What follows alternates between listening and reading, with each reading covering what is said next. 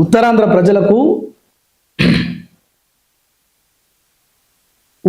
ప్రజలకు ఒక good news.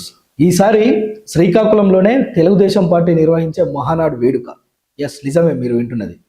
Welcome to real talk with Prem. నేను మీ ప్రేమ్. తెలుగుదేశం పార్టీ ప్రతి ఏటా నిర్వహించే మహాకూటమి మహానాడు వేడుక ఏదైతే ఉందో ఈసారి ఉత్తరాంధ్ర ప్రాంతంలోని శ్రీకాకుళంలో నిర్వహించేందుకు ఏర్పాట్లు చేస్తున్నట్లు తెలుస్తుంది.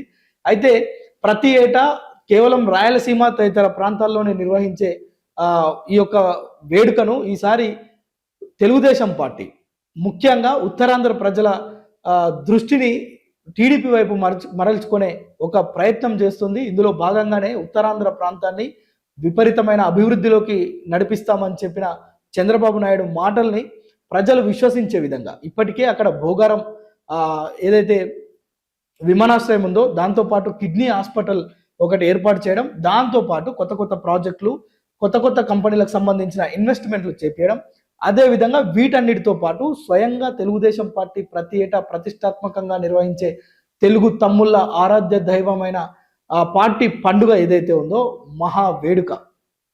ఈ వేడుకను ఈసారి మొత్తం కూడా మహానాడు వేడుకను శ్రీకాకుళంలోని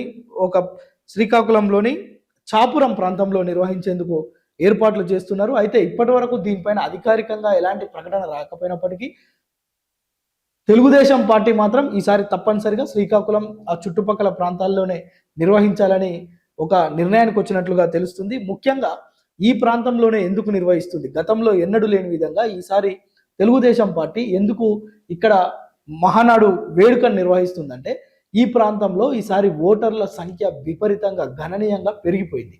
ఓవైపు యువకుల ఓట్లు పెరగడం, మరోవైపు మహిళల ఓటర్ల సంఖ్య విపరీతంగా పెరగడం. సో వీటిని గ్రాప్ చేసుకోవడంతో పాటు ఏదైతే ప్రజలకు ఇచ్చిన హామీ ఉందో తెలుగుదేశం పార్టీ ఉత్తరాంధ్రను ఇప్పటి వరకు నిర్లక్ష్యం చేస్తుందనే ఒక అపవాదును తొలగించే ప్రయత్నంలో భాగంగా ఈసారి మహానాడు వేడుక నిర్వహిస్తుంది. ఈ వేడుకకు దాదాపు 4 లక్షల మంది కార్యకర్తలు వివిధ ప్రాంతాల నుంచి, అదేవిధంగా ఇతర దేశాల్లో ఉన్న తెలుగుదేశం పార్టీ అభిమానులు ఇక్కడికి వచ్చే ఏర్పాట్లు చేస్తున్నారు. సో ఇందుకోసమని అంటే కేవలం సభ ఏర్పాట్లు మాత్రమే కాదు, వంటలు చేసేందుకు వాళ్ళు విడిది కోసం కూడా ప్రత్యేకమైన క్యాబిన్స్ ఏర్పాటు చేస్తారు. చాలా 4 లక్షల మందికి సరిపడ స్థలం ఈ ప్రాంతంలో ఉన్నట్లుగా గుర్తించారు. చాపురం ఈ ప్రాంతంలో ఎందుకు నిర్వహిస్తున్నారంటే ఈ ప్రాంతం నేషనల్ హైవేకి దగ్గరగా ఉండడం, చాలా ఈ సభకు అనువైన స్థలం ఉండడం, ఈ రెండింటిని ప్రాముఖ్యంగా తీసుకొని అక్కడ తెలుగుదేశం పార్టీ మహానాడును ఏర్పాటు చేసేందుకు మొత్తం కూడా ఏర్పాట్లు అయితే చేస్తుంది. ముఖ్యంగా వైఎస్ఆర్సీపీకి అక్కడ బలమైన ఓటింగ్ ఉంటుంది. సో దాన్ని చెల్లాచెదురు చేసేందుకు కూడా ఒక ప్రయత్నం చేస్తుంది. అయితే ముఖ్యంగా గతంలో రాయలసీమలో నిర్వహించిన ఈ కార్యక్రమం ఈసారి ఉత్తరాంధ్రలో నిర్వహిస్తుంది.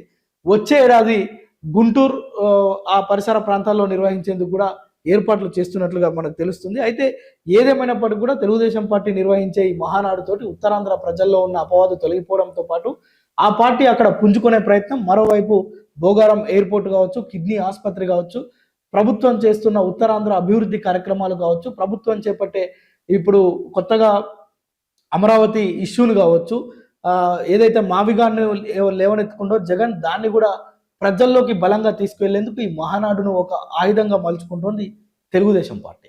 దీనిపైన శ్రీకాకుళం తదితర ప్రాంతాల్లో మహానాడు పెట్టడం వల్ల అక్కడున్న ప్రజలు ఏమనుకుంటున్నారో మీరు కామెంట్ చేయండి.